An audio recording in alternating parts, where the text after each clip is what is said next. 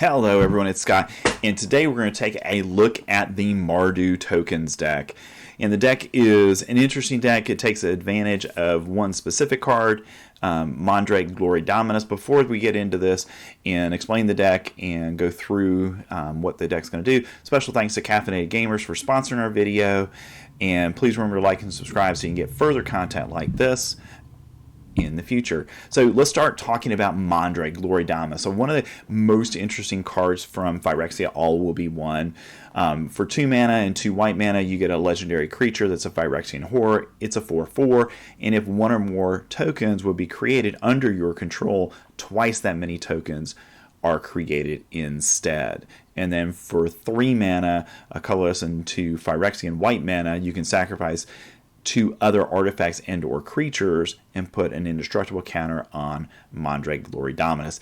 And that does come into play in a number of ways when you play the deck. All right, so let's see what we've got here that's going to help generate our token value. So first we've got Resolute Reinforcements that when you bring it into play, cast it, you get a 1/1 soldier creature token. And we got 2 copies of that. We also have 2 copies of Skrelv's Hive, where each at the beginning of each upkeep, you're going to create a Phyrexian Might token. So Mondrak creates 2 of those. We also have Riveteer's Requisitioner, and when it dies, it creates a treasure token. Again, we're doubling up those if Mondrak's on the field. In the 3-drop spot, we've got Wedding Announcement. Again, doubling up those 1/1 human creature tokens. We also have Fable the Mirror Breaker, where you can double up your Chapter 1 Goblin Shaman creature tokens. Or after Reflection of Kiki-Jiki comes on the field and starts copying things, you can create 2 copies of whatever you're copying. And we also have 3 copies of Obnixilis the Adversary. And the key thing here is creating double tokens, doubling them up with Mondrak, and then draining your opponent if they don't have cards to discard. And it does become difficult when you can casualty this, and it's pretty easy to casualty into an Obnixilis. So you're getting 2 copies, 1 copy of creature double token so you can gain some life, and then the other copy starts to drain them of life and or cards from their hand. In the 4-drop stuff, we also have a copy of the Wandering Emperor. Again, the Wandering Emperor can create samurai tokens. We can double those up. But more importantly, it can be there to deal with a threat that's attacking. We also have Skitterbeam Battalion. And really, when you're thinking about Skitterbeam Battalion, think about it as a 5-drop, not a 9-drop. Because really, you're going to be casting it most of the time for its prototype cost. So you're going to get a 2/2 artifact creature that's construct with trample and haste, and then when Skitterbeam Battalion enters the battlefield, if you cast it, create 2 tokens that are copies of it. So when Mondrak is in play, you cast Skitterbeam Battalion. Instead of getting 2 tokens, you get 4, and that really advances your game plan pretty quickly. Finally, we have Sanctuary Warden, where we can take a counter off something, and we can then go ahead and create citizen tokens. We can create 2 citizen tokens if Mondrak's on the field. And Sanctuary Warden really is a great finisher for the deck. That ability to fly over things, and because it has 2 shield counters when it comes into play, that helps it protect itself as well.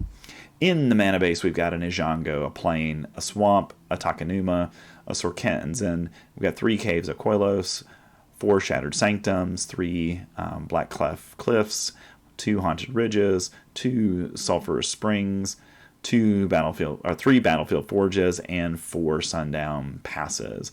In the sideboard, we've got 2 additional cut downs to help with our removal package. We've got a Duress, we've got a Sunset Revelry, we've got a Parasitic Grass, an Abrade, a to deal with artifacts or small creatures. We've got a Graveyard Trespasser that can help deal with graveyard issues that we have. We've got another copy of Skrelv's Hive to create more tokens if we need to.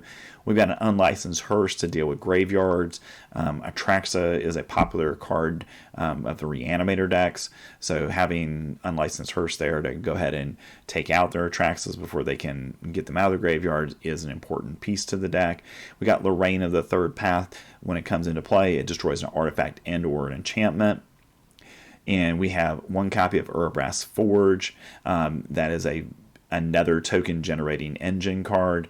And what Urabrass Forge does is at the beginning of combat on your turn, you put an oil counter on it, you create an X1 red Phyrexian horror creature token with trample and haste, so it gets to attack and it grows each turn. We have another copy of Obnixilis in the sideboard. We also have a copy of Archangel of Wrath, and that can do, if you kick it, it can do 2 damage. If you kick it for a red mana, to an additional 2 damage if you kick it twice with a black mana. So you can kill an opponent's creature pretty easily with that and then gain life. And then we also have 2 copies of Sheoldred because we're playing a black deck, and why wouldn't you have Sheoldred around? Alright, in a removal package that didn't hit earlier, we do have some basic removal here for early in the game. 2 cut downs, we have 3 go for the throats, and we have 2 Writ of Oblivions to deal with things on the battlefield. Particularly, we're not using these often to deal with creature problems, but with enchantments, artifacts, and or planeswalkers that we need to get off the battlefield. And we have enough token generation with the hives, the wedding announcements to deal with that pretty easily. Alright, so that's the deck. It is an interesting play. There's a lot of nuance to it. So I would suggest playing it a little bit to get a kind of handle on it before you go ahead and take some serious swings at it on Arena or in paper, because there is a lot of little nuances to it to get it going. Alright, so we'll get you into some gameplay footage, kind of see the deck in action, and then we'll come back at the end and wrap it up with our post-game wrap to kind of talk about how the deck did in those games. And again, special thanks to Caffeinated Gamers for sponsoring this video and videos like it.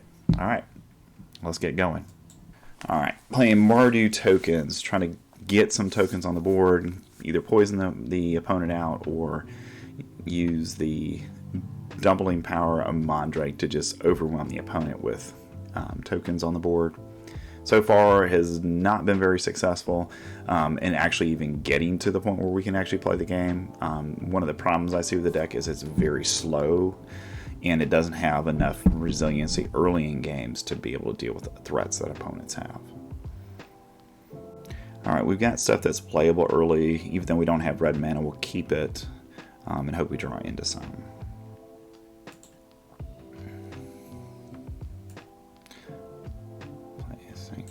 We'll play Sanctum first just to get it down. That way we don't have to pay life, because we already know Skrelv's Hive is going to lose us some life as we use that.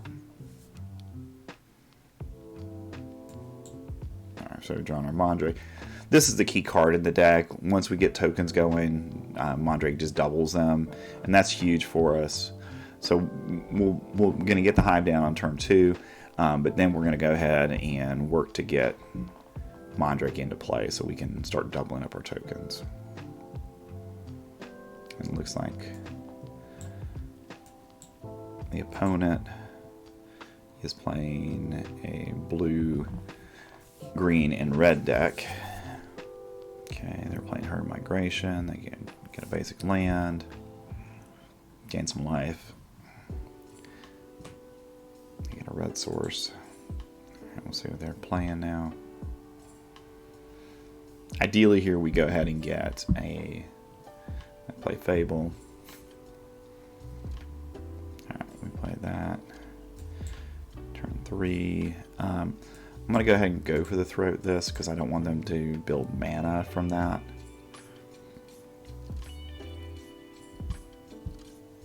Alright, just a Jetmir's Garden that they discard.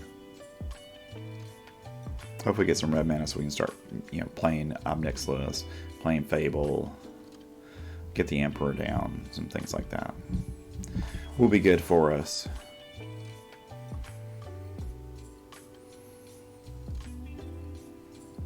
Alright, they're playing Bankbuster. We'll see if they're... Okay, and now they're playing white as well. So I'm assuming this is one of the Reanimator decks that I have continually seen today. It's been almost 100% of the meta game. Alright, we got caves. We're going to go ahead and attack here. Go ahead and get the poison going, and then we'll have Emperor to play on their turn.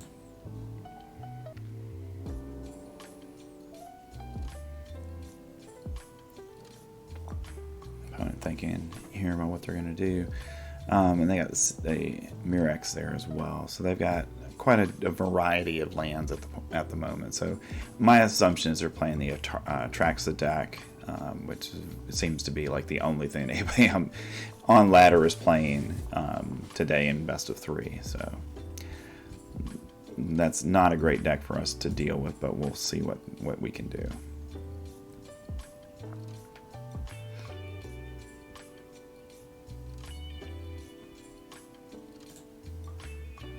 Passing to end step maybe. Yep. Alright, we'll play Emperor, and we're going to go ahead and plus Emperor here to go ahead and give one of ours a +1 counter.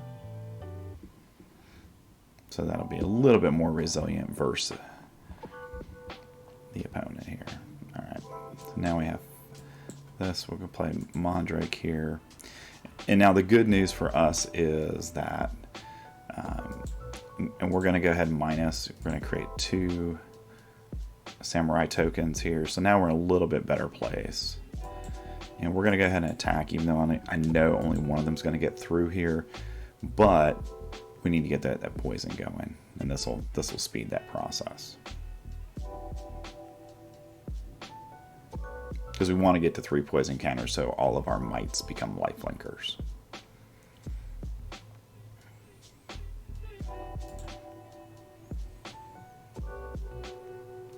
Alright, so now we got 2 poison counters on it. Alright, we'll see what they do here. If this is the turn that they bring it down or not.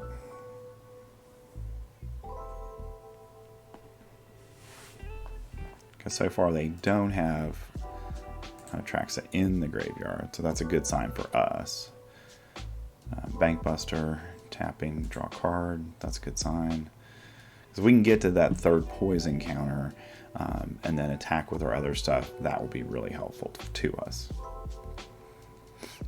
And we'll probably go ahead and plus here to give the other mite, make it a 2/2, so that if you're going to block, you're going to sacrifice what you're losing.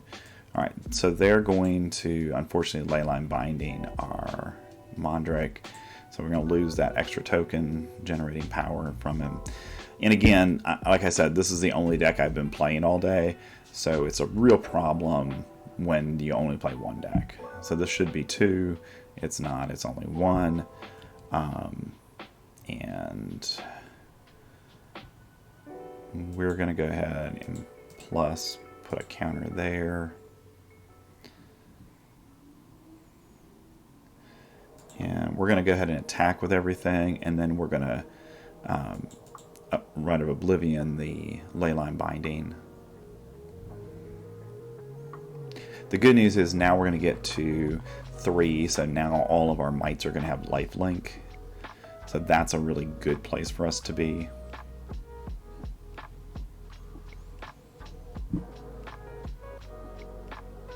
And if we can get white mana at some point, then we'll be in really good or red mana at some point. Then we can start playing out our Ob Nixilis's and our Fables and get those things moving.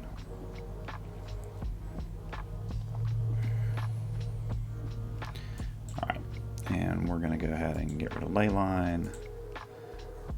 And we're going to go ahead and get rid of one of the mites here. And we'll go ahead and get that back. We'll end the turn.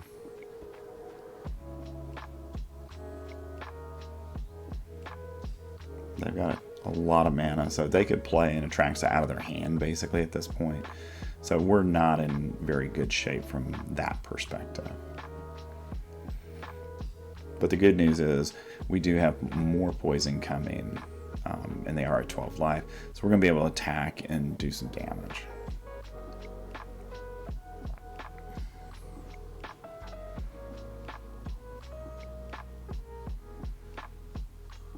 And we can also always Red of Oblivion something else next turn as well if we need to get rid of something. Looks like they're considering some things here.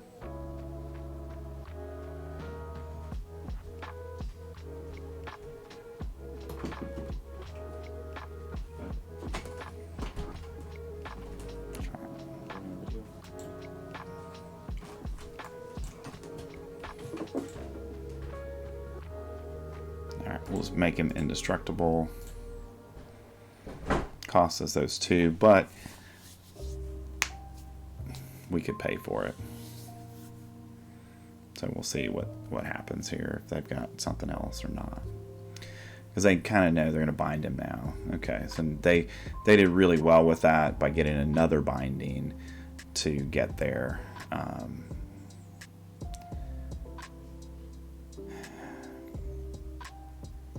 And now they get a free run at the Wandering Emperor. And we're going to lose the Emperor because of that. Because I got rid of the tokens that were going to do that. So pretty much I've screwed this up as bad as you can screw it up to this point. But the problem though they're going to run into here is that, and we're going to play Wedding Announcement down. And we're trying to draw cards here. They're at 8. And they've got 6 poison counters, so we're gaining life now every turn, so that's a really good place for us to be. And we can, again, we'll be able to get rid of that ley line binding whenever we need to.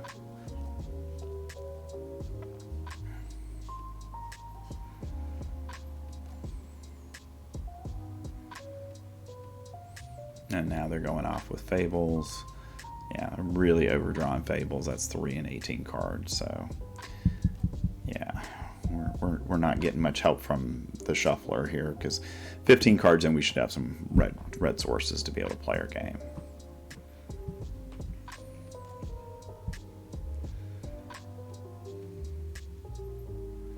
And I assume they're going to attack here, get some treasure tokens. So they're going to have a lot of mana to play with here in a minute. And again, this could mean they have Atraxa in hand, and that is going to be a tough place for us. All right, so we finally get some red mana. So that's a good sign. The other thing we now have is Sanctuary Warden. That will help us out quite a bit. I wish we had 1 more mana, but we don't.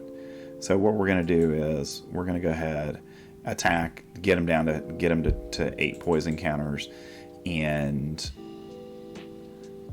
unless they've got something that can kill something, we're getting them to 8 poison counters here. They'll probably kill the 1/1. Nope, they have Wandering Emperor. So they've just gotten everything they could possibly want in these games against us. I mean, we're playing really well, but it doesn't matter if we can't actually play the game. And we get them to 7.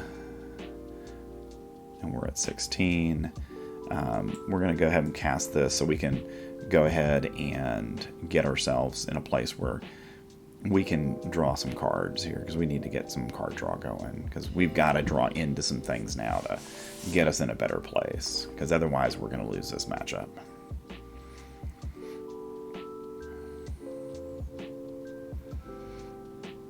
Okay, they get rid of a Leyline Binding. I mean, they've gotten an unbelievably good draw out here, but they haven't found the Reanimator spell, so that's the good news for us.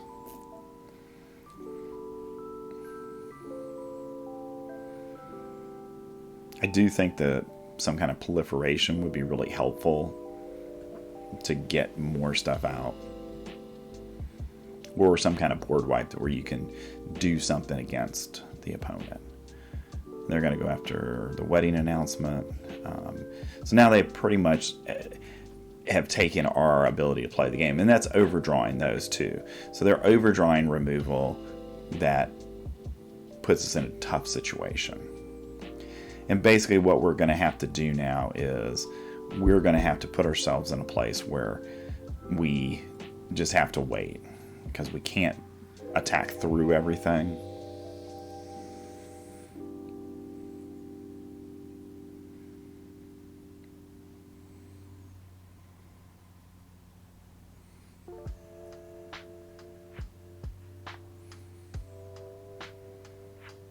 And we're going to go down to 7, 8. Okay, and that gets rid of that. So they got one blocker. We've got another might. We're going to get rid of the Fable because that's not going to help us in this situation. We're going to play this. And again, we're going to go ahead and attack.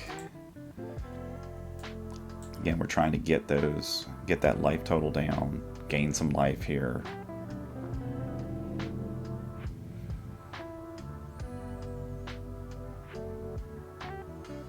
Interesting, they're going to sacrifice one of their, well, maybe not. Okay, they take out the 1/1.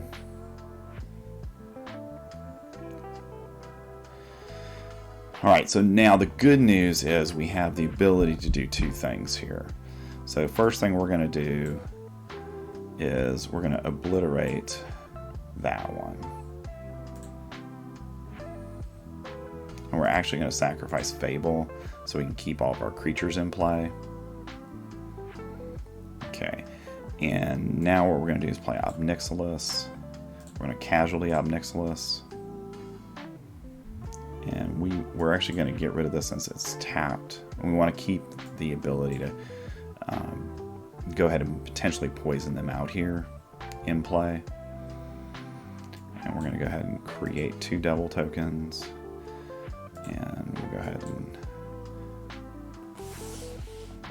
hit them here so they can get rid of the card or they can lose 2 life. We're going to gain some life with this because we've got the tokens. So we're kind of, it's really, in next turn we're going to be able to play Sanctuary Warden for sure, and potentially Wedding Announcement as well. So we'll be able to either draw cards or create creatures.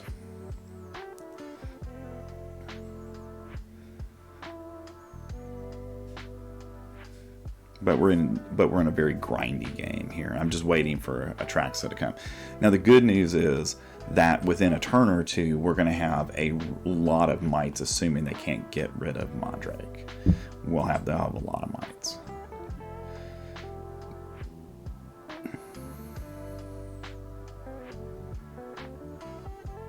And they are only at 3 life. So if we can do some damage through card disruption, that will help a lot.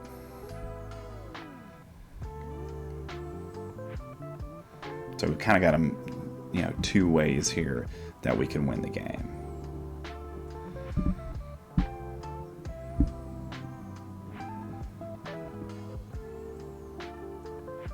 Alright, they're going to create some copies, things. And we can give Mondrak indestructible if we need to. But we'll see how they're going to attack here. And that's going to help give us a lot of information. Okay, they're going to put a counter on there.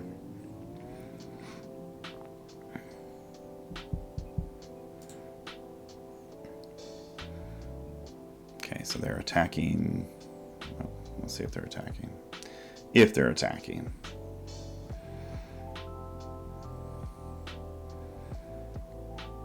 Alright, we'll resolve all those. So right now we're taking 8. We're going to pass to blocks. We're going to block one of them.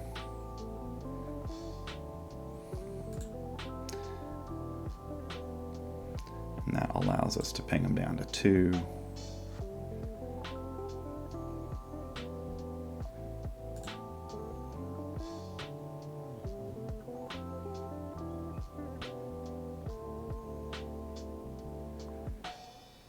Alright, they're using a depopulate here. Unfortunately, we're going to have to do this. So we're down to 2 here. But we'll sacrifice these. And this keeps our Mondrak in play. And that should be game. Alright, got him. Alright, so we got game 1 in a really, really grudge match for us. We were able to kill them out because of some of the decisions that they made. So what I really want to do here is I want to get more Skrulls hives on board so that way we can do more with those. Even Urbrass Forge I think is good for us here. I don't think really, I mean, even though they got us to a low life, we're going to bring in Graveyard Trespasser as well. I'm going to duress since they've got so much removal. We'll bring in Hearst as well.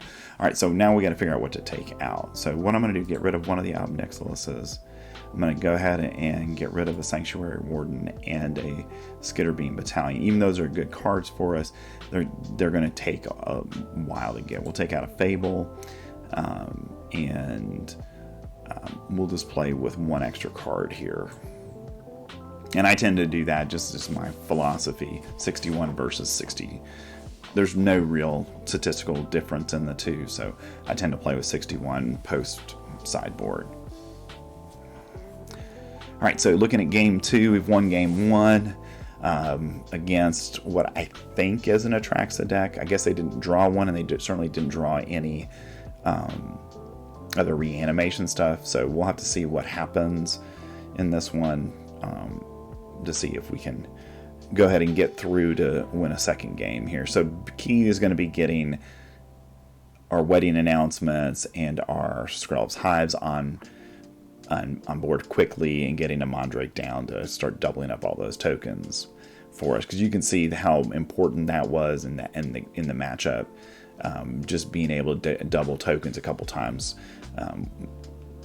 that was very important. And the good news with bringing in Lorraine, that'll help us because we can go ahead and kill one of the enchantments that they have. So whatever they ley line binding, we can go ahead and kill that, and that'll help us out quite a bit.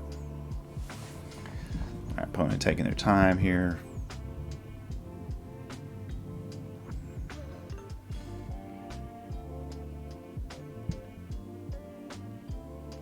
All right, on to game 2 against Yakura, Kia.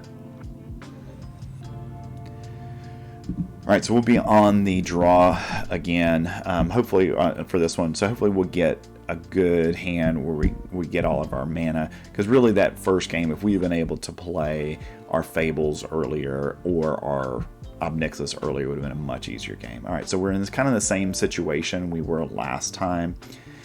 We don't have anything playable, so I'm going to mulligan. Good. So we've got all three of our sources. In this one, I'm going to go ahead, because we're playing extra lands, I'm going to go ahead and get rid of that. So that way we can get ourselves in a good position early on. And I'm playing the Cliffs first, so that way if they do play something early that I need to get rid of, I can get rid of it with a cut down. Probably a Bank Buster or something like that will be what they play, though. Nope, play a different one. We'll take it and go ahead and get rid of that. Razor Lash. Get rid of that for them. Alright, we're going to play the Riveteer's Requisitioner. And again, if this dies, we get a treasure, so that way we can play out Urbrass Forge or the wedding announcement.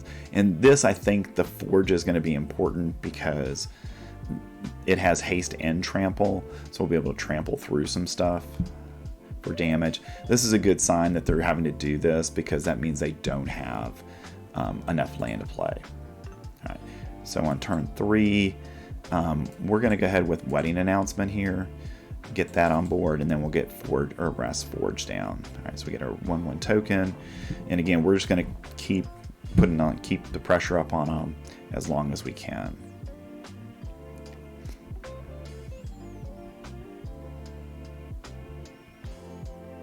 And Riveteer's Requisitioner can do a lot of damage quickly, so hopefully that coupled with Urbrass Forge, we can really do some early damage to the opponent.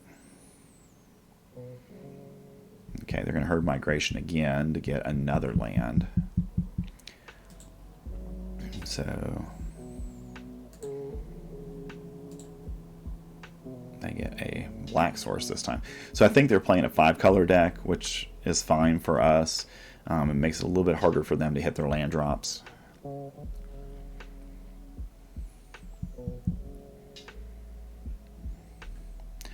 right. We're going to go with Forge here. And in this case, we're going to go ahead and give up getting another creature here in favor of just going and getting another card, so we can hopefully draw into more mana so we can get Mondrak down. Okay, they're going to go for the throat that. So that gives us a mana to use if need be. All right, so they're down to 19. And we draw a card. Okay, good. We have a Graveyard Trespasser, so perfect card for us to draw into so we can start clearing out the graveyard of stuff.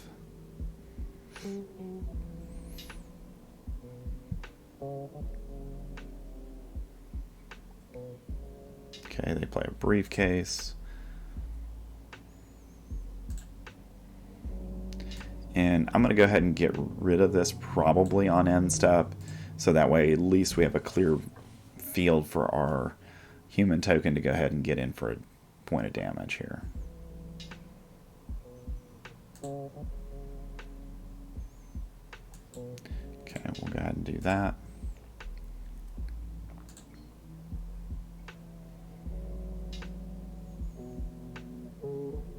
Okay, great.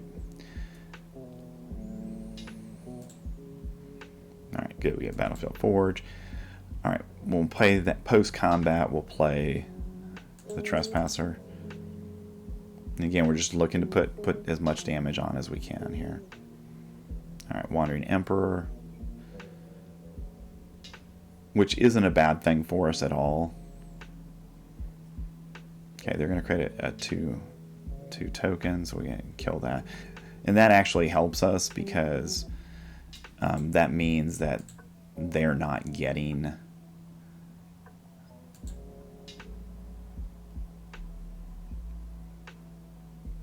awesome. All right. And now with Wedding Announcement flipping, now everything gets extra power and toughness, so that'll be a big help for us. And with Graveyard Trespasser on the board, if they can't get rid of it, then we can just start cleaning out their graveyard.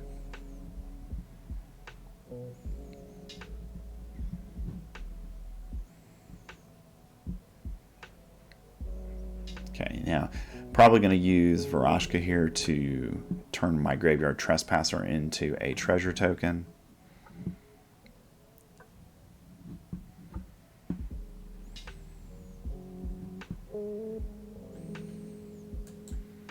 Alright, we're going to duress them just to see what they've got here. Outstanding. We get rid of the Kami War. Perfect. And let's go to combat. Alright. We're going to have them both attack. And we're going to kill Varashka no matter what they do. They have to decide where they're going to keep Wandering Emperor. They block, but they do not realize that it's got trample, so we're going to kill both of their planeswalkers here. Outstanding. Alright, because we've got the treasure and they're out of cards, I'm going to play Mondrak now and hope that we can keep it in play at this point. And then next turn, after the Forge has created its token, we'll go ahead and sacrifice Graveyard Trespasser, and because it's still a creature, so we'll be able to get Graveyard Trespasser and that. Okay. All right, and now you can see the power of the tokens here, because we're going to get them down to 1 with the Urbrasks. Okay, and we're gonna end the game here. And I'm going to casualty one of these for 5. So now we're going to have 2 5/5s, and we'll create a demon, create a pair. We'll Get them right there. All right. So that's how the deck is supposed to work in the games. And that moves us along into Platinum Tier 4. All right, back in a minute with some more gameplay. All right, we're going to another game using the Mardu Tokens deck. So far, we've seen a lot of Atraxa in the meta today, so hopefully we won't see her again. So we can kind of see what it does against decks we would expect to see in the meta. All right, so getting off to a pretty decent start. We got 4 lands. I'm okay with that because that gets us to Skitterbeam Battalion faster. So we're going to start out by putting our Sundown Pass down, and then we can Battlefield Forge so we can get Riveteer's Requisitioner into play. And we'll get that into play quickly, and now we got a good attacker to go ahead and do some damage here. See what they're playing. Possibly the mono white control deck. Okay, it's going to get lay down arms. That is an unfortunate thing. We'll play this. We're going to actually play Nixilis without the casualty in this situation. And the reason is I want to go ahead and start attacking their life. So they're going to get rid of cards or get rid of life. And then we're 2 turns away from Skitterbeam Battalion coming down. And if everything goes right, we'll have Mondrak to use with that. Excellent. We got the Forge. We're going to do this. And then we're going to create the Devil tokens now. So now we get 2 Devil tokens. That's the nice thing about Mondrak. It gives you that doubling of tokens. Can be very helpful in the overall game. So we'll see. Okay, they're throwing a Bank Buster in. So they're going to get a Bank Buster on the board that's tapped. It'll be interesting to see if they have an ossification or a board wipe here. No, they're playing their own Mondrak. Okay, that'll be interesting. Okay, all right. So what we're going to do here is we're going to go ahead and gain some life. The opponent, now they've got to either go one of 2 ways. We're going to play Skitterbeam Battalion, and this will double up those tokens as well.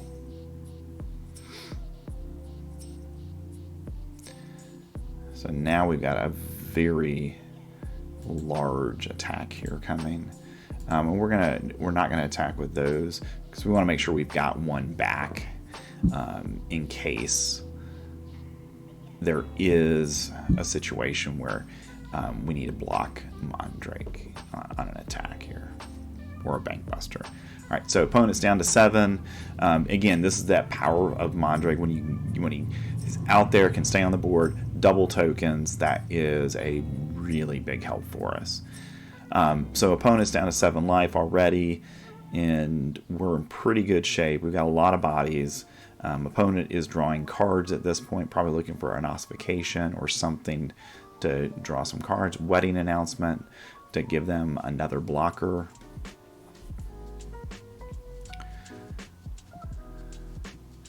And it's another 2 blockers in this situation.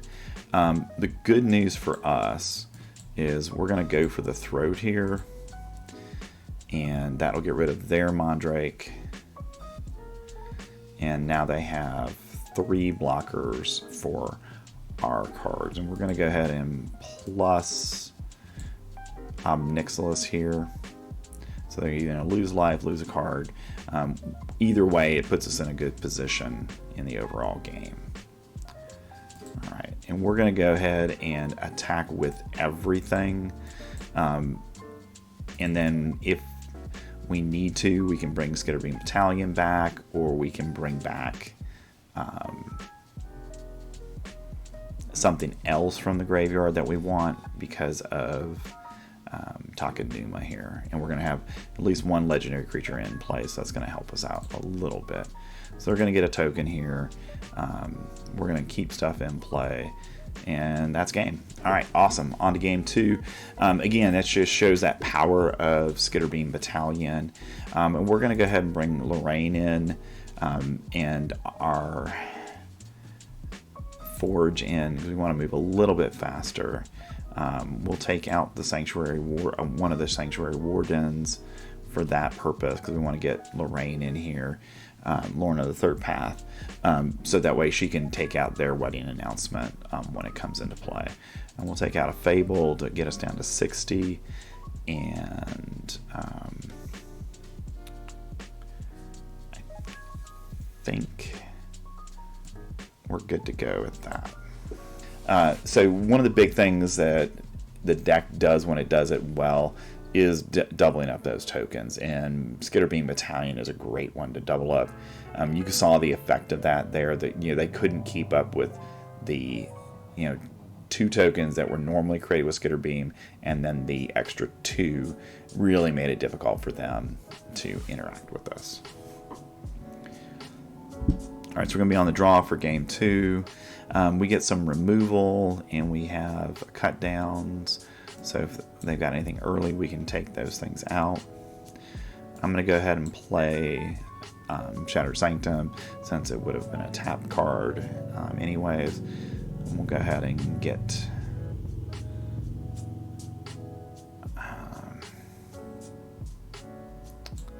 we're going to play this. We're going to play Requisitioner here.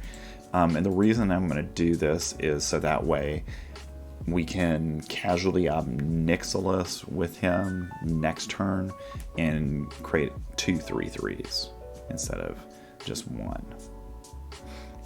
Or if the opponent goes after him, with a ossification or a lay down arms, it's not a bad thing for us.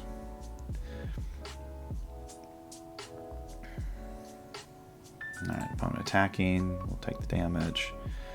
Alright, so now we've got some things we can do. I'm going to go ahead and clear the path here.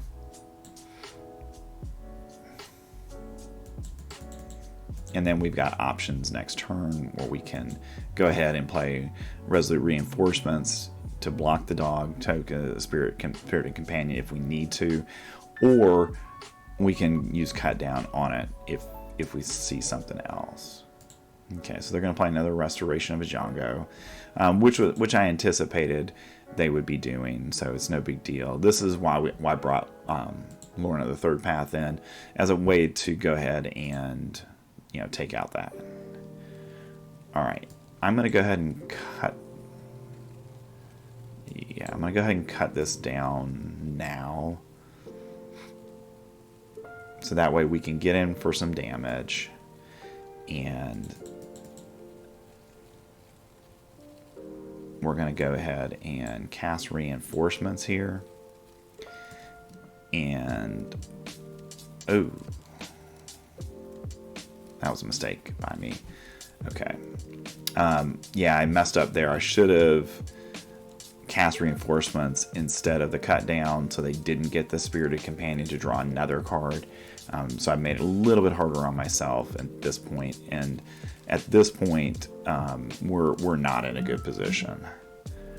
All right, I'm going to play a Django, and then we're going to go ahead and do this to kill Elish Norn. We'll get rid of the token. All right, so the good news here is that they're down to 10. I'm going to go ahead and play Obnixilis. I'm going to casualty him, and I am going to go ahead and take this out, so it gives me a treasure, so I can work a little bit more, and we'll create the Devil token so that we gain some life, and we'll do some damage to the opponent. They can either discard a card, which they do, or lose some life. Okay, so they've got their Architect of Restoration in play now. But remember, we do have Rite of Oblivion to go ahead and deal with something. And if they do attack with Spirited Companion, what I'll do in this case is just block with it. Okay. That was a little bit unfortunate. Okay, so in this case, what we're going to do is Rite of Oblivion, the Mondrak in this situation. We'll get him down to 9. Okay, so we have another Obnixilis. So what we'll do in this case is we'll go after their hand again. We're not going to gain any life, but that's okay. And then we have the ability to play this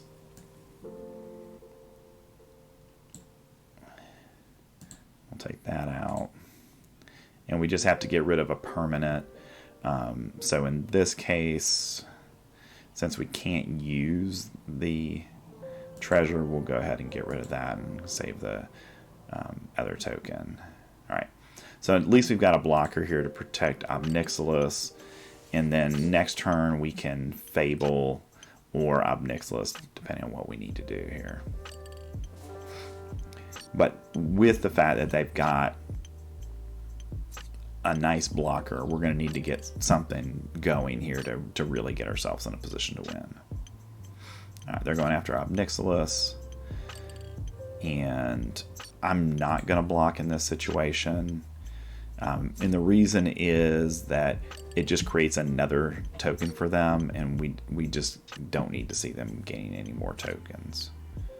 All right, so we're going to play that tapped. We'll play this.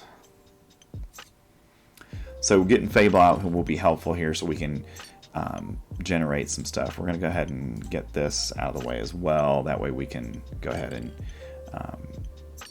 get a little bit deeper into our deck. Opponent's doing the same thing with their Bank Buster. Okay, good. So we got Sanctuary Warden now, and we'll be able to put Sanctuary Warden on top and over them. So that'll be a great situation for us to be in.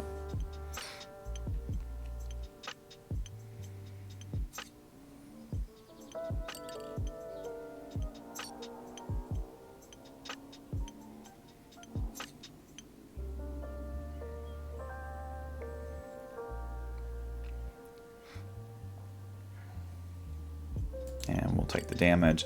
No reason to block here. We've got 17 life, and we have a lot of life coming. I'm going to go ahead and get rid of one of the Obnixilises here. Okay, we get a wedding announcement.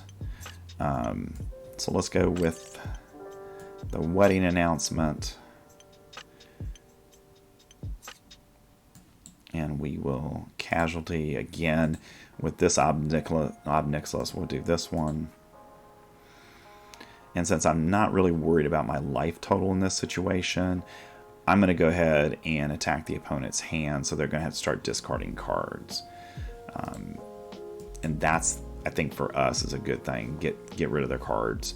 Because they're at 37. They've already drawn 6 more cards than we have at this point. And we're going to have some blockers in this situation as well, which will help us. So we get another blocker with wedding announcement, and then again we've got Sanctuary Warden coming next turn as an over-the-top threat.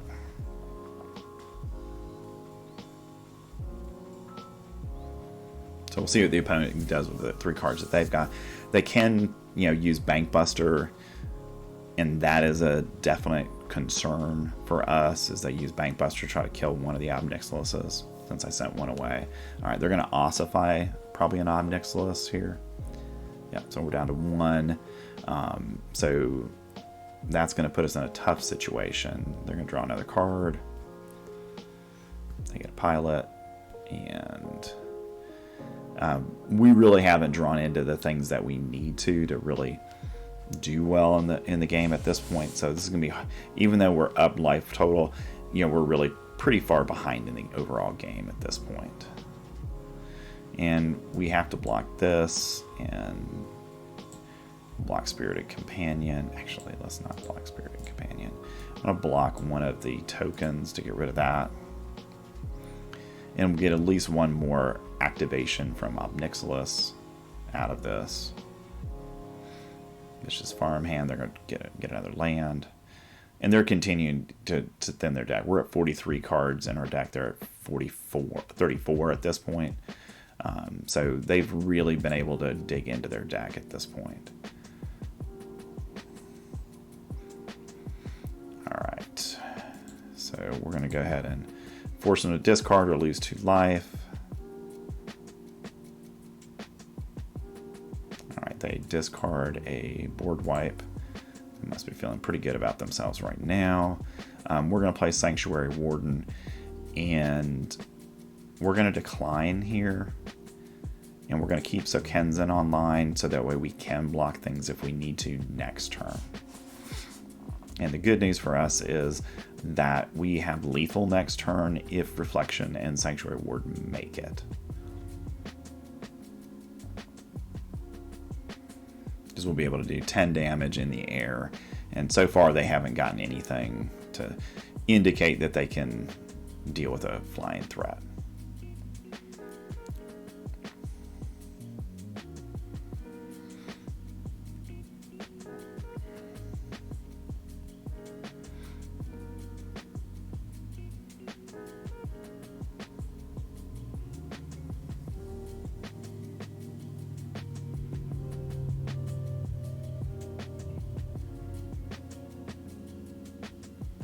Okay, everything coming at us. It's a lot of damage, but this could mean that they've got a board wipe. So I'm going to leave Sanctuary Warden where Sanctuary Warden is. I'm going to take out this token, though, because that could be a problem for us. We'll take out another one of the tokens. And I'm not taking out the Spirited Companion in the Ambitious Farmhand intentionally, because with Restoration of Ajango, they can get those things back. So rather than helping them with mana or cards, we're going to leave those on the field and just kill tokens at this point. Alright, so they didn't go after Ob Nixilis, so this leads me to believe that they potentially have a board wipe or something that can get rid of Ob Nixilis in another way here. We'll have to see which way they're going to go. The good news is we do have Sokenzen in hand, so if they do play a board wipe, we'll still have Sanctuary Warden and the 2 tokens from the Sokenzen, so we can do 7 damage, and potentially 9 with Ob Nixilis to get the second game here. And opponent thinking, working through timeouts, kills Reflection.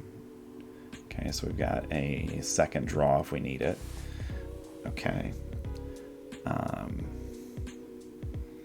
We'll go ahead and force their hand here. Okay, and we're going to play Skitterbeam Battalion, prototyped. So we will, unless they have an answer, which they could, which they definitely could have, we've got lethal damage. And it could be that they have a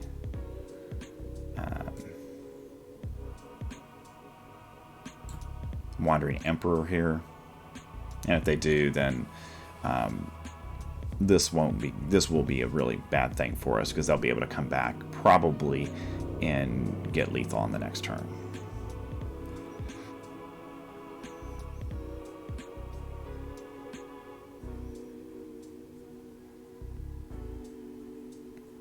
Okay. Creating the token.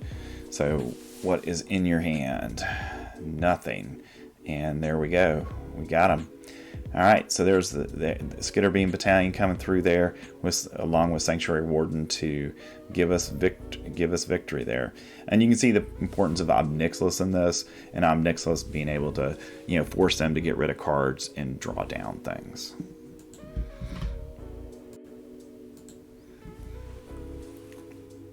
Alright, today we're playing the Mardu Tokens deck, centered around Mondrak and its ability to double tokens. We've had some interesting games today, a lot of Atraxa in the meta game so far that we've been seeing. We'll see if we can get something different.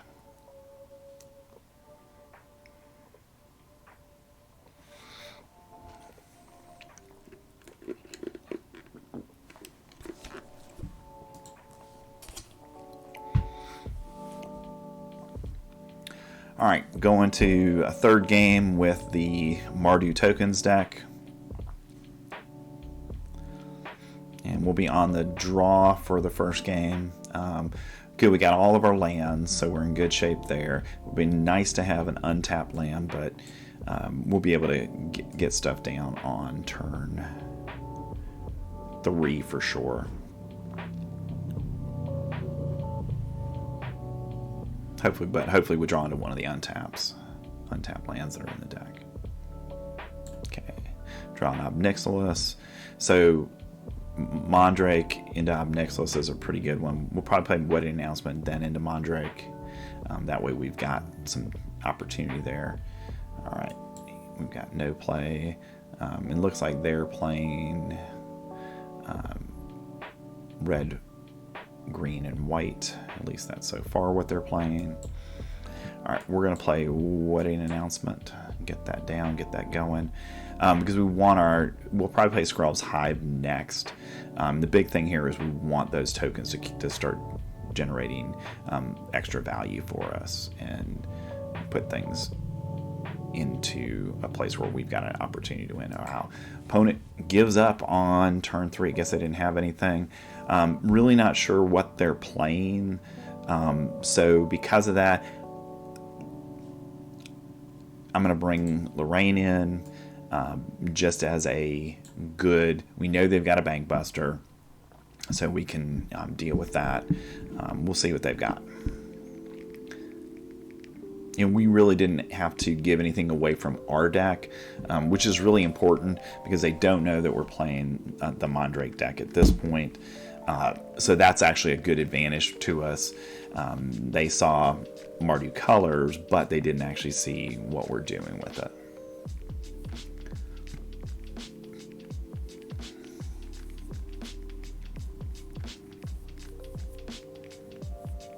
All right, going to game 2. Opponent gave up on turn 4 in the first game after not drawing some lands. So we'll see what we get here. All right. Waiting for the opponent to make a choice. And okay, we draw into the Lorraine, and because we've got that, I'm going to go ahead and keep this, even though it's a slower hand. It's going to get us into a pretty good position.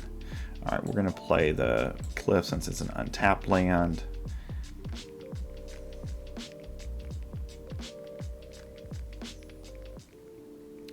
And since we don't have anything, I'll play Shattered Sanctum, just so that way we're online with all of our colors next turn. We got to cut down, play this, and we'll go right into a Wedding Announcement, get that going. And it looks like, again, opponent's playing red, white, and green. All right, they're going to destroy evil that, so that hurts us to start with. But we'll be able to get things moving here in a minute. All right. We've drawn into our second Mondrak, so I'm going to go ahead and cast this at this point. Normally I wouldn't cast this until I can protect it and give it an indestructible counter, but because I've got 2, this can potentially draw some removal out of the opponent. Okay, it draws a Fateful Absence. Okay, we get the token, and we'll see what they're doing on turn 5 here. They play Rith. Okay. All right. So that puts us in an interesting situation. So it looks like they're playing potentially dragons. I am simply going to obliterate him. Yes. And I'll get rid of the token they gave me, and we'll obliterate him. That out of the game, and that puts us in a pretty good, even though it's turn 5, we're still in pretty good shape against the deck so far. All right, for us, we'll get Fable down, make sure we keep the black mana up for cut down if we need to. All right, we get our token going, and that's going to help a lot because then we can potentially play, if we draw a land, Sanctuary Warden on our next turn. Opponent plays their Wandering Emperor on our turn, and we'll go ahead and hold the cut down. So that way, if they do go to plus and put a plus counter on it, we can just cut it down. Okay, nothing we can do there. And we'll see what they do. They minus create another one, so we'll just go ahead and kill this one.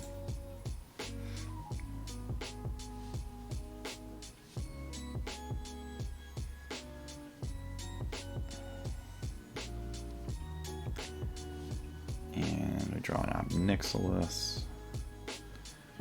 And I'm going to go ahead and discard Sanctuary Warden in this case, because I really want to see more land, but we don't get it. But now we have another Mondrak. We'll go ahead and play it.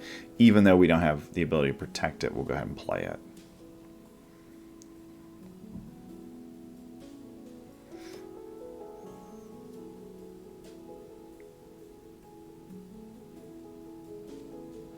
And we may be able to play Fable, get 2 tokens here in just a second. So that'll be a pretty good position to be in.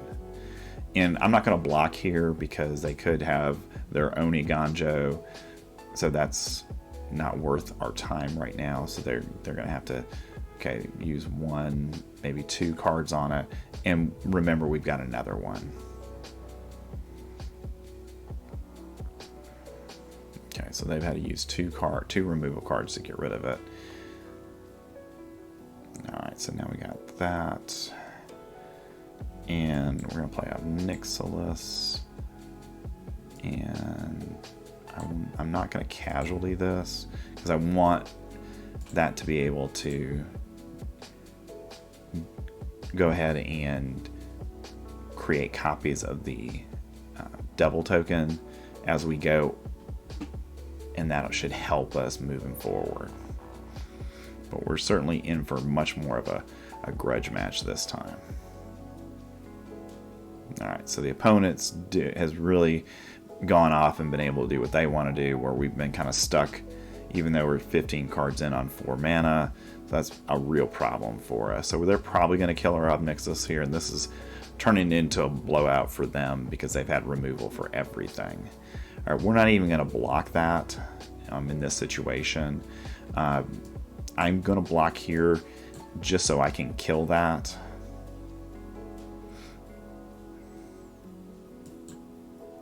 Gets rid of one of them.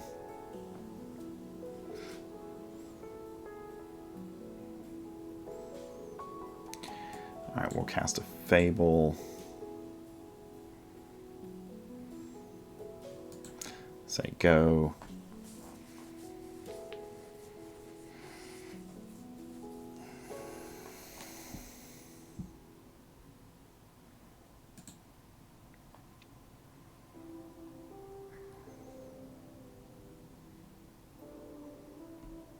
Alright, they play another Mondrak. So they're really getting into their deck and really had a good play out of it. Yeah, and this is probably their game at this point because we're just not going to be able to do much against them. Alright, I'm going to go ahead and make a copy so we can take out one of their tokens. But the bad news here is we're now down to 8 life, and we really can't play the cards that are in our hand. We're going to get rid of those 2. Just kind of see if we can draw some land or something that will help us at this point.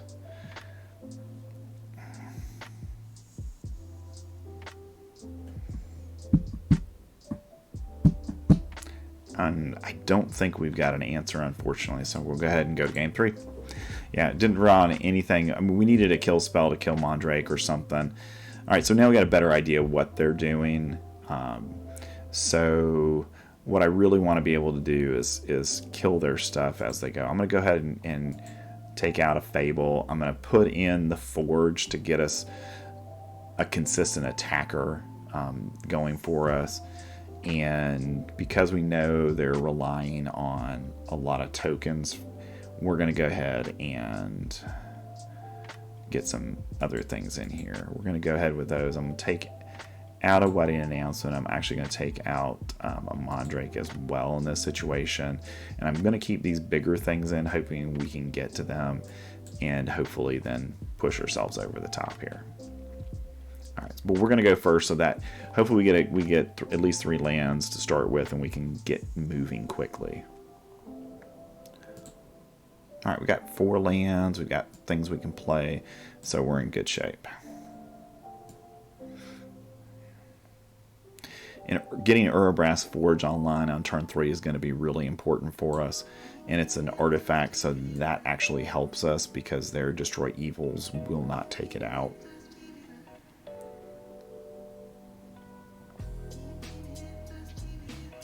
opponent deciding what to do with their hand. Okay, they decided to keep.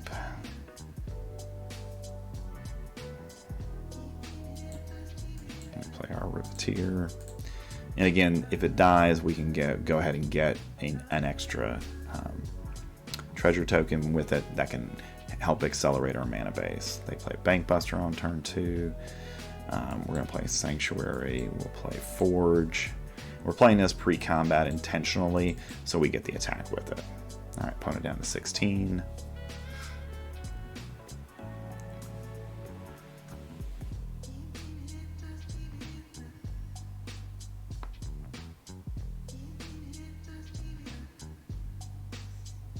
Wow, opponent is getting really lucky. That's pretty good luck for the opponent. Alright, we'll play something so that we can keep our cut down going. Alright, opponent's down to 13. Unfortunately, our one Forge is gone, but now we got Wedding Announcement going, so hopefully that will help us out here. Wow, opponent. Wow, way overdrawing removal there. Nothing we can do about it, but we're going to draw into another Wedding Announcement here. We're going to go try to get them down to 9. We're going to use this for card draw.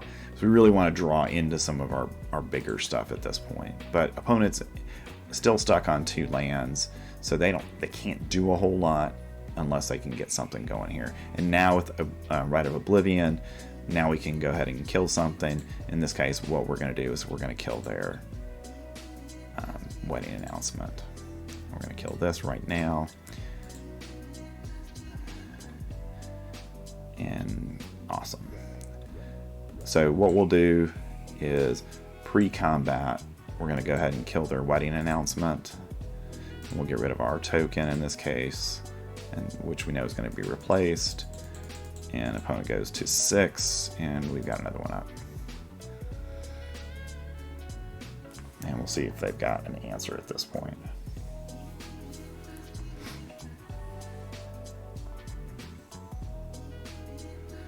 Okay, they do have an answer in Mondrak, but again, we can go ahead and obliterate it. Playing Sheoldred. We're just going to go play Sheoldred here. Play a little bit of a safe game. Not going to attack. Flip Wedding Announcement. Create another token. And that'll give us the ability to attack next turn and really have the ability to do some damage. Okay, they kill our Sheoldred pre-draw step, so we don't get any value out of that at all. So obliterating would have been a better place to go at this point. A Rite of Oblivion would have been good for us. Okay, that's going to get strangled, so we get a token here. So we get a treasure.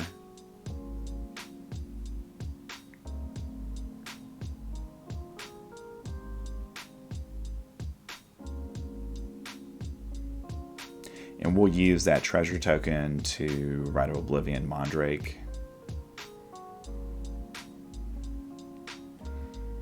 Alright, we'll use our clue to draw a card. We get our own Mondrak, so that's outstanding. Okay, they're gonna, no, not gonna attack with it.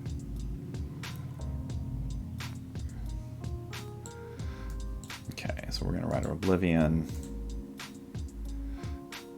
And we'll sacrifice the treasure.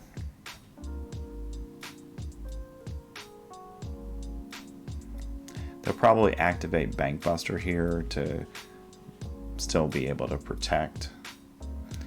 And for our purposes, that's okay, because we just want to get our Mondrak down and be able to do something here.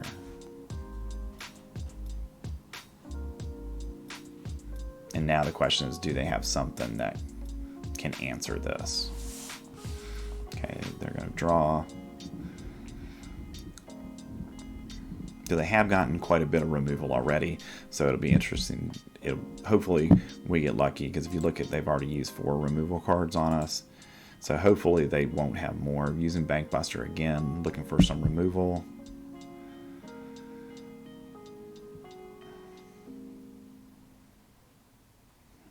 they're going to destroy evil. Okay, and that brings them down to 2 life. And at this point, we really just need something to be able to finish them off here. And as long as they don't have 2 blockers or something to kill us, we're in good shape. Okay, so that now they have that. Okay, so now the good news is we'll bring in Obnixilis, and now we're gonna start draining their cards, or they lose 2 life. So they've got to discard, or they lose 2 life. Okay, they discard a Bankbuster. And then hopefully we can draw into something here that will help us out. Skitter Beam Battalion, so they're going to be able to kill our Obnixilis.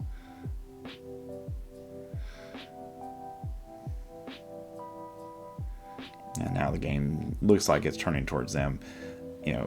But we've got 9 out of 17 cards land, so it's a little bit tougher on us. But maybe we'll get lucky and get our own Skitter Beam Battalion. We don't, but we're going to get Takenuma. Get rid of some lands. And we're going to bring Shealdred in. Cast Shealdred, and I think we can win with this.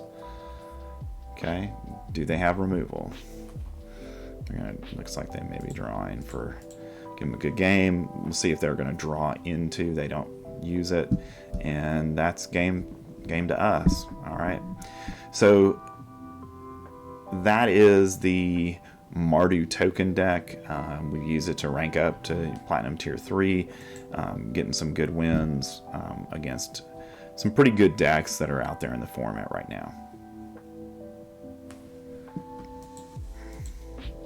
Alright, we're playing Mardu Tokens, going to another game. We've run into Atraska a lot today, and basically those are non-games because as soon as you get Atraska, it's as though you didn't even get to play. So, you know, at some point they're going to either have to ban the reanimation cards or ban that card because it's way too easy to get it into play given the mana base. Okay, we're going to have to mulligan since we got 5 lands and no action in this hand. All right, we'll get rid of one of our Obnixilises. And we'll be able to play, hopefully, on turn 3. We'll definitely we won't be able to play right now until turn 3, which is unfortunate.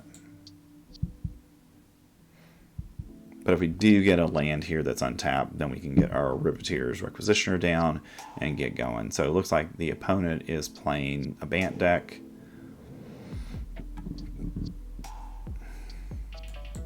And we'll get that down.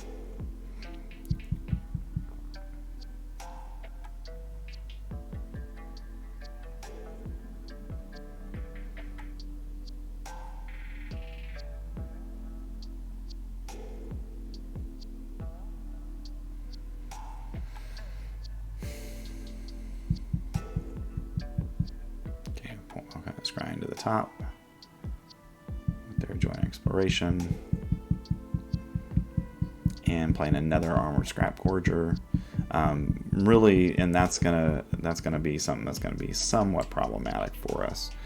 All right, so to get us going here, we're gonna go ahead and play Fable. I really want to be able to get to some mana here.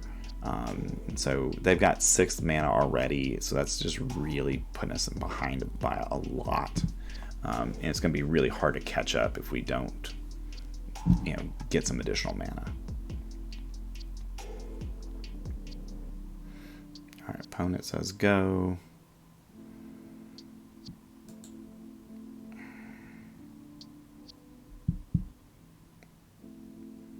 Opponent not letting us go to the discard step for Fable.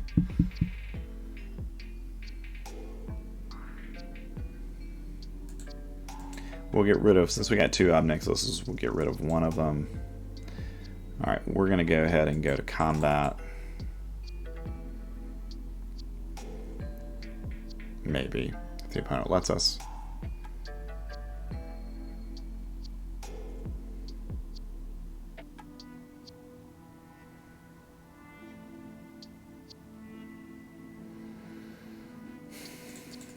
Alright, create a treasure token with the attack.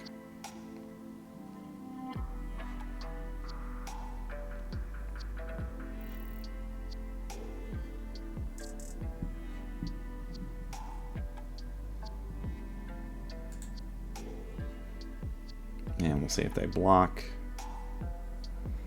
They do. We're not going to waste our Django at this point. We'll just go ahead and we're going to cast a Requisitioner. And what we're going to do now is go ahead and casualty Ob Nicholas into play so we get 2 copies of it. And we'll get rid of our Requisitioner. We get another treasure token out of this.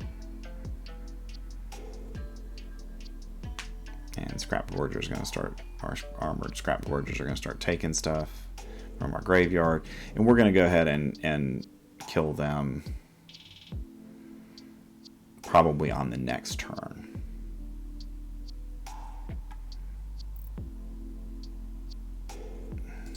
And we'll create a devil token so we can gain some life. And we'll start going after their hand. So the good news here is, you know, clearly they're a lot of life, so that's not a great place for us to be. But to get the oil counters on there, they're going to have to take something from a graveyard. So until they can get there, okay. Well, that really hurt us. Choose a non-land permanent. This is our casualty copy, so we're going to choose that one to keep.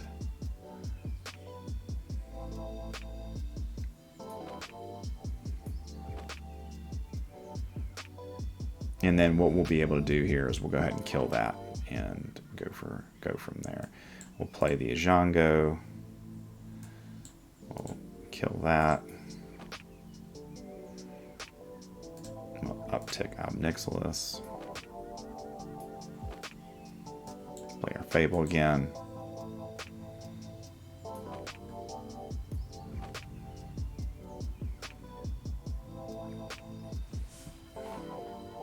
They do their joint exploration again. Picking up another card, not playing an extra land. Now they're playing a Teferi Stomper. Okay, which is almost active at this point. It now is active. So what we'll be doing, I'm going to go ahead and get rid of Sanctuary Warden in this case. So we can draw another one, which we draw another Sanctuary Warden. All right, I'm going to go ahead and kill the Stomper. And we'll go ahead and attack with the Goblin Shaman token. We'll uptick. They want to take the damage, or they want to give us a card. Okay, and then I'm going to play, at this point, I'm going to play Mondrak, so that way next time we can get 2 tokens for the Goblin Shaman attacking, if we go that direction.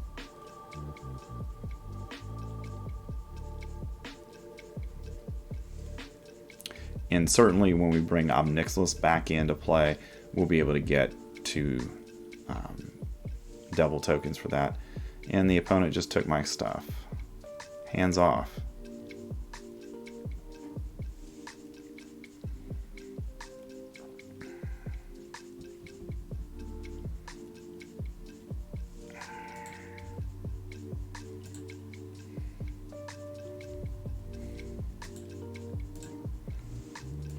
All right, we're going to go ahead and create that so we can get Sanctuary Warden down.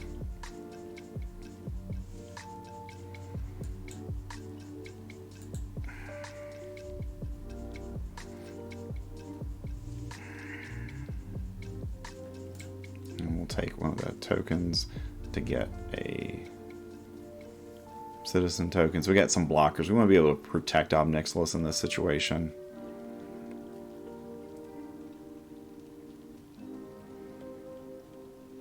And this does put them on a pretty short clock if they can't deal with Sanctuary Warden.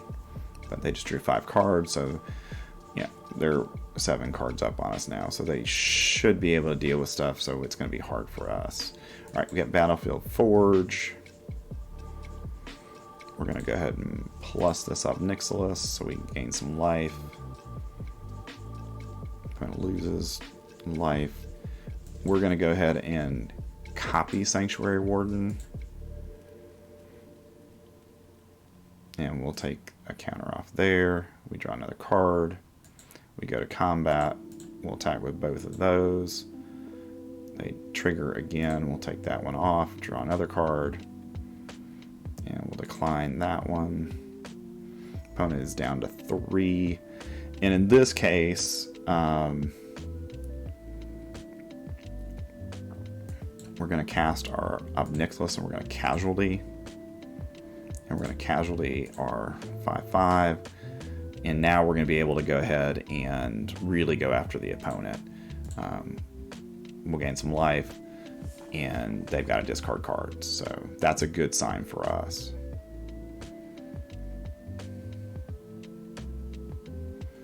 They get rid of Anissa. What are they going to get rid of this time? But the good news here is we're just going to really go ahead and get rid of the cards that are in their hands. Because we can get rid of 3 cards per turn now. Another all-consuming tide. So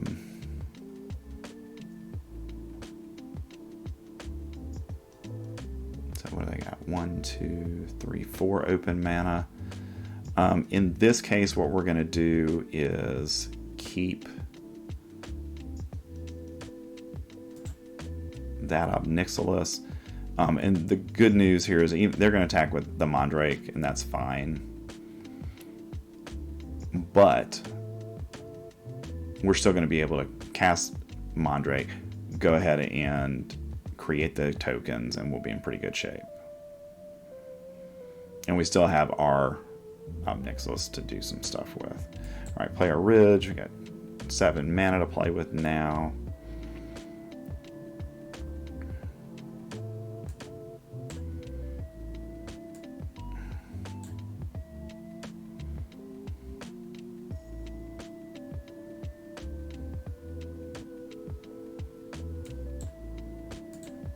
Play Fable, get 2 Goblin Shaman tokens.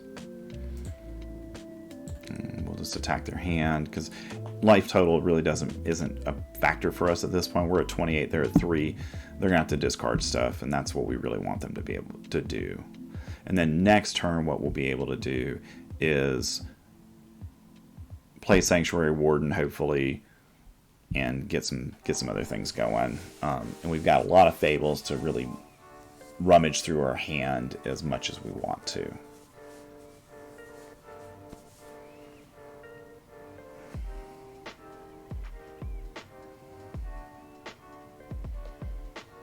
And because we do have another Mondrak in hand, we can always go ahead and trade with their Mondrak. So now they're going to legendary rule themselves. Okay. So now we got one in the bin that we can go ahead and grab at any point.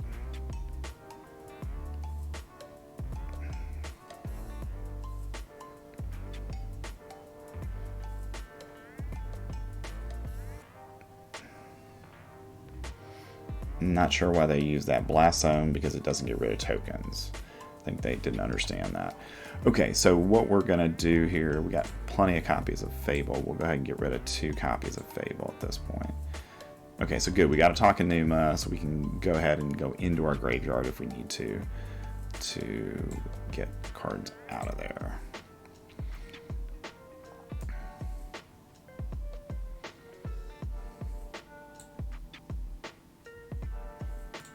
And we'll go ahead and make the opponent discard again.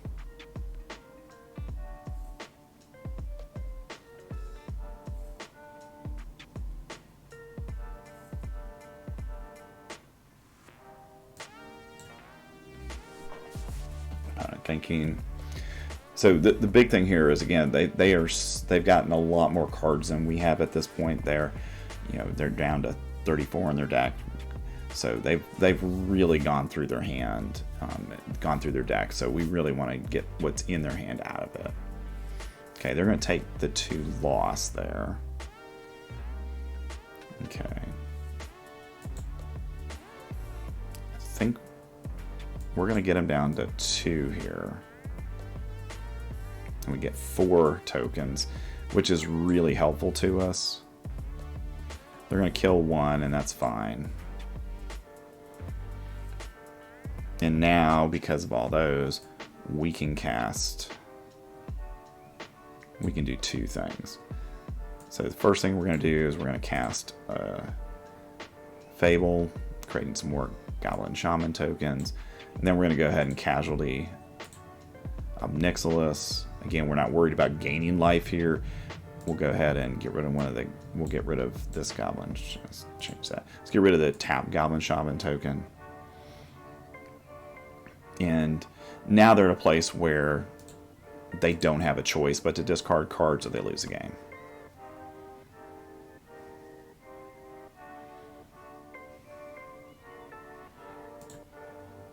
And we'll do it again. Got to awaken the woods out of their hand, which would have been problematic for us.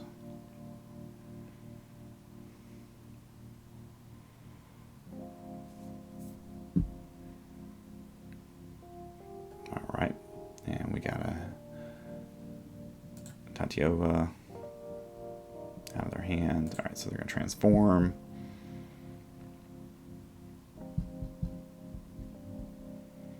And they play another joint exploration. So they'll be able to play, they'll get another card. And again, their excess card draw has been really important to them because they've been able to keep up with us. They play another joint exploration. But if they can't get rid of one of our Obnixilises, then we just beat them with the Obnixilises. Alright, they have Awaken the Woods. They're going to create some blockers, create some 8 mana. But again, it doesn't matter because they don't have haste. Alright, so we'll go ahead and go into game 2.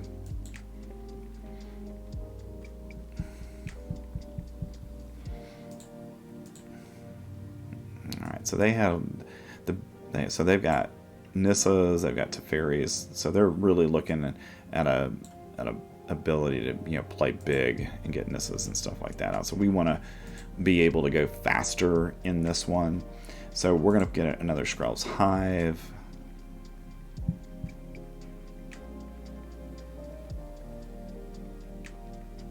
We're going to bring in our Shealdrids here and our Urbrass Forge. Doesn't look like they're playing any graveyard. And we really didn't have anything to cut down, so we're going to take those out. And we'll also take out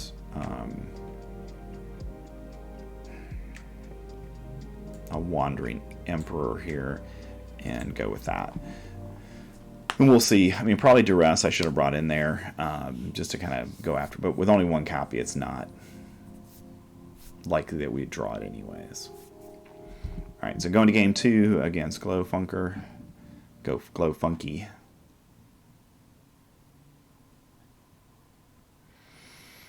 All right, good hand. Unfortunately, bad mana. All right, so we'll go ahead and keep this one. We've got 2 Mondrakes, so hopefully they won't steal them this time. All right, play that one. We know we can play Black Cliffs untapped, so we can get our Riveteer's Requisitioner on board. All right, they're joint exploration again. I think they've played 5 copies now in less than 2 games. All right, we'll play Requisitioner, and then we'll get our Fable probably going next turn. Okay, they get their Stomper going. Okay. Yeah, we're going with this so that way we can guarantee ourselves potentially at least having the mana to cast Mondrak next turn.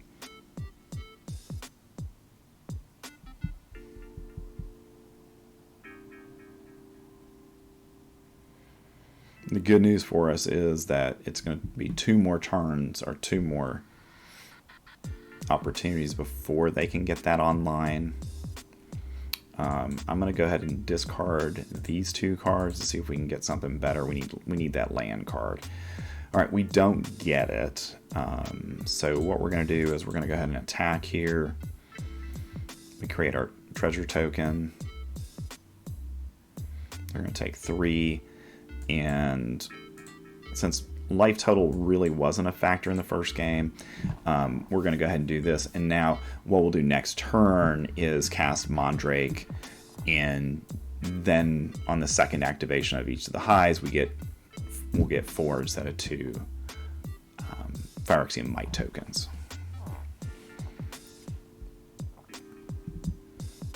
All right, opponent decides to go ahead and get rid of our Mondrak from the graveyard with its armor, and we are starting over again. All right.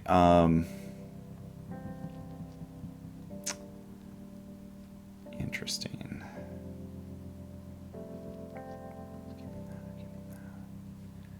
All right, what I'm going to do here is actually keep this so that we can keep our mana going.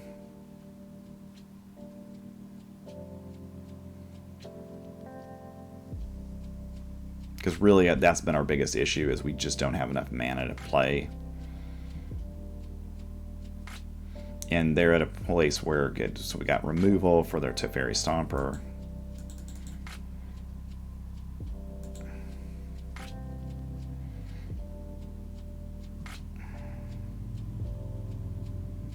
All right, we're going to play one of the hives at this point and leave go for the Throat Open, because we want to be able to take out their Teferi Stomper when it gets on board.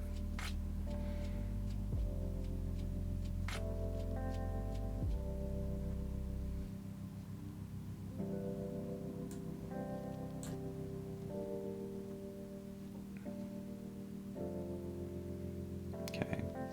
Opponent uses their Joint Exploration again. Now they play the Stomper. Go get a land. We're going to kill it before.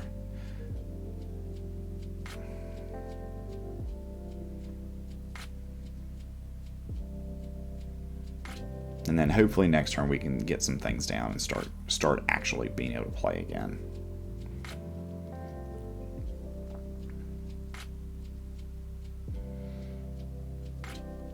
Interesting decision by the opponent to do that now. Alright, so we get a Haunted Ridge, so we're going to have 5 mana. And this gives us the ability to kind of do a couple of things here. What we'll do is we're going to get our Wedding Announcement down and our other hive down. And then next turn, hopefully we can go ahead and get our Mondrak down.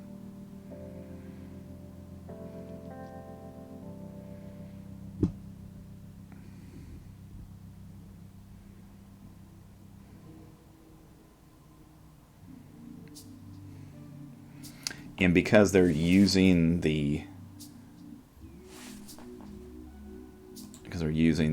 this Consuming Tide, we're going to go ahead and be very aggressive in our attacking, so that way we can... Oh, well, here it comes right now. Okay, so what we're going to do in this instance is we're going to keep our Wedding Announcement in play, because we know we can replay the other stuff. And it's just that resetting of the board, you know, every game, every couple of turns has just been really bad for us. All right, we're going to play this immediately. And now if they attack, we can make it indestructible if we need to. And then we'll get Scrub's hives down on the next couple of turns, and then that'll put us in a pretty good spot. But the opponent already 12 cards in front of us. They've really been able to draw, and if they're able to take our Mondrak, that's going to be a big blow to us.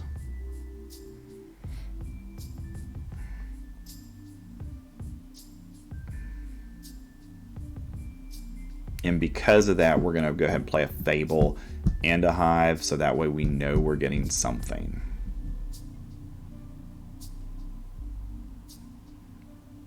Another Armored Scrap Gorger. Yeah, and they've really been able to get those online. We've got to get something to go ahead and take one of those out. Alright. Alright, good card for us. Sanctuary Warden coming down.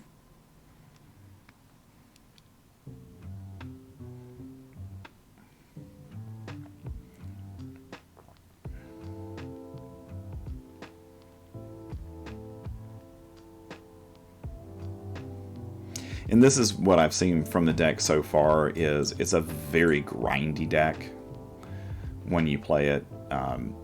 It's really grind out games, and hope you just kind of keep building your tokens to the point where you're able to overwhelm the board with stuff. And with Wedding Announcement flipping here, that's going to make all of our tokens, you know, a little bit bigger, and that's going to be very important to us.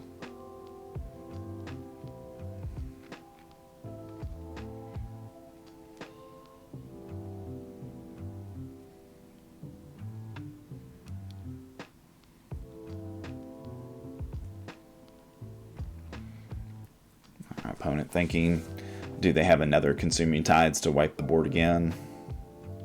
Okay, nope, they have a Tatyova.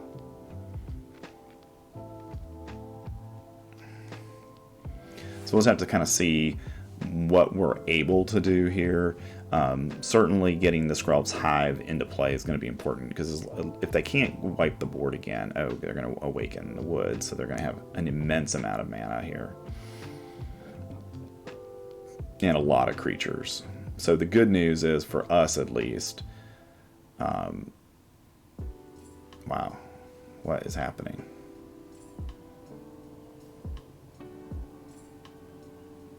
Okay, apparently they win the game here because of Tatyova. Alright, so we'll go to game 3. And, wow. Okay, I see what they're trying to do now, at least. So we need to be able to kill that card when it comes into play. So we'll get that. And we do need to go for the throws. Probably all 4 of them at this point. We'll spake out the Sheoldred's because we're on the play here. And we'll take out a Skrelv's Hive and a Fable to get us down here. And hopefully that will be enough. But now at least we know what their strategy is. They're playing Awaken the Woods for a lot of mana, and then using all those with Tatyova's ability to go ahead and make them 3/3 creatures. Alright, playable hand. We got interaction early, which is good for us. And then we'll be able to hopefully get into Fable, and then we'll start filtering for the things that we need. And we'll try to go quickly here, because that's going to be our key to victory, is going fast. Alright, we are going to play Shattered Sanctum. And we'll be able to get rid of their Scrap Gorgers early in the game. Alright, we'll play our Skrelv's Hive on turn 2. Getting our game plan going here of just generating a lot of tokens.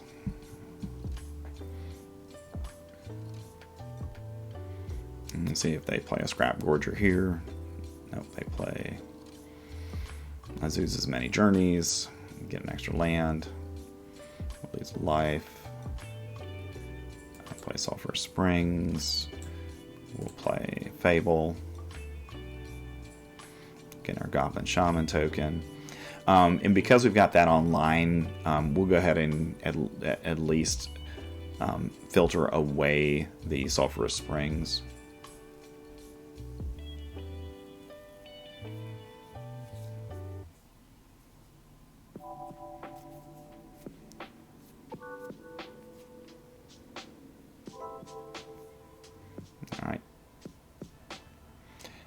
And I'm going to go ahead and filter away Sulphur Springs and Caves here. So hopefully we can get something more playable. Okay, so we got another Caves.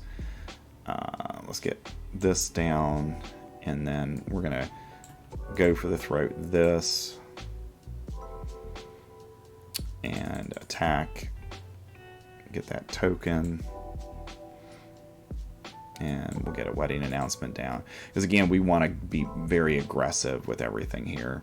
Okay, we draw another land.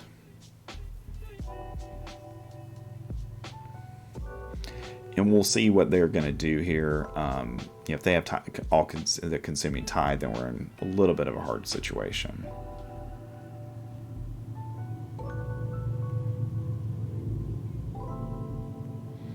They play a Nissa, so they're going to create a huge creature.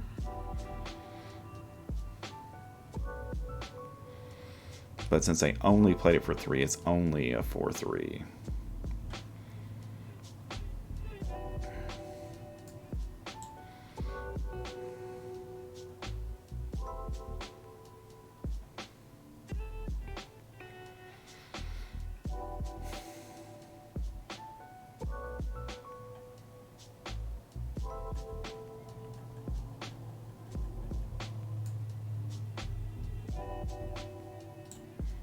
Alright, we're going to play the tokens here. And the reason we're doing this, and then I'm going to waste that, and I'm going to kill this. Because we want to get Nissa off the board at this point. And with everything attacking it, we can kill Nissa. No, probably, yeah, they take out the Shaman token, which is fine.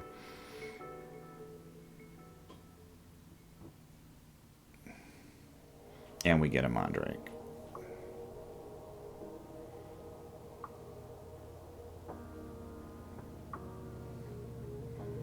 So we're in really good shape, assuming that we can go ahead and get some stuff down here.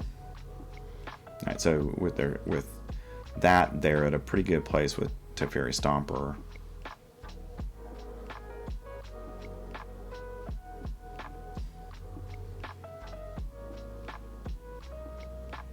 Okay, we get another Might token.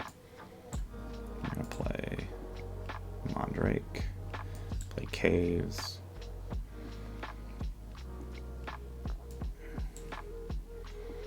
And then we're going to copy the Might token here. So we get 2 more Might tokens. And then we're going to go to combat. We're going to get at least 3 poison counters on the opponent, so we might be able to poison out the opponent here, and then next turn all of our mites are going to have lifelink. Okay, opponent down to 7, and we can at this point give Mondrak indestructible if we need to.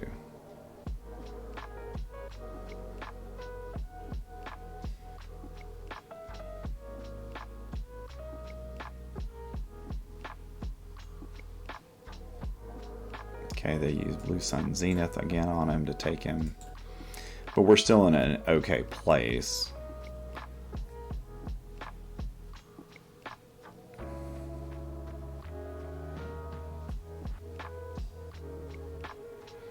Because they can only block 2 right now, and that means that at least 8 damage is going to get through. So opponent trying to figure out what to do in this situation. And if they have a land in hand, then they've got a shot, then they can block 3 things, and then it'll be a little harder on us. But otherwise, we're going to be able to take this one. Just waiting on the opponent to pass the turn so we can go ahead and get in lethal here. But again, that's the power of what you saw there with being able to create those 2 extra Might tokens. That's the power that Mondrak has in the overall game. It's just so powerful to us. And how many? Oh, we only have 8. Okay. All right, we're going to play Skitterbeam Battalion. And we will copy Skitterbeam Battalion and go ahead and attack with everything. And that should be game.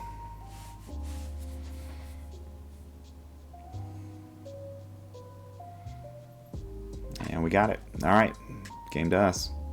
All right, nice 2-1 victory there against a pretty interesting deck. All right, and that brings us to Platinum Tier 3. And let's come back in a moment for the wrap-up.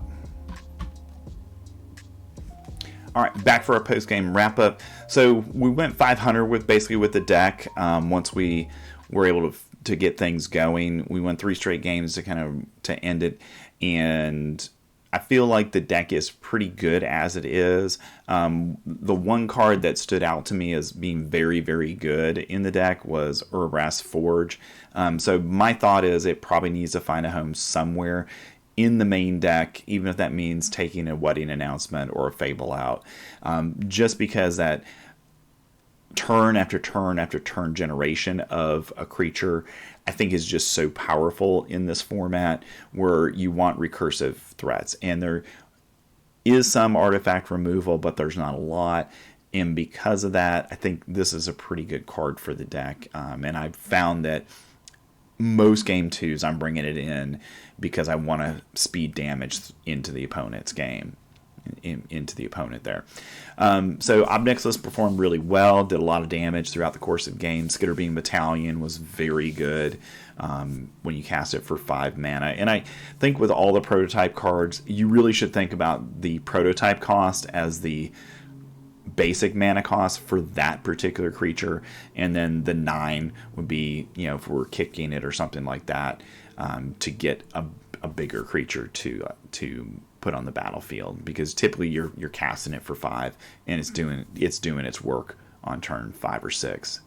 And as you saw in the gameplay footage, when you can get Skitterbeam Battalion down with a Mondrak on the field and create 2 extra tokens, it ends games very quickly.